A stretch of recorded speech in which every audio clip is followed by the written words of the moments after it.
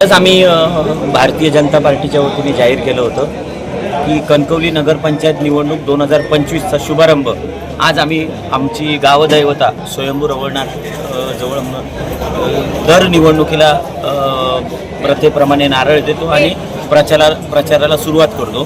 त्याचप्रमाणे आज सर्व इच्छुक उमेदवार आमची अजून उमेदवारांची यादी जाहीर व्हायची आहे, पण सर्व इच्छुक उमेदवारांनी ज्यांनी काल मुलाखती दिल्या ते सर्व उमेदवार भारतीय जनता पार्टीचे सर्व बूथ अध्यक्ष, शहर अध्यक्ष, महिला अध्यक्ष, सर्व भारतीय जनता पार्टीचे कणकवली शहरातील कार्यकर्ते आज उत्साहाने आले।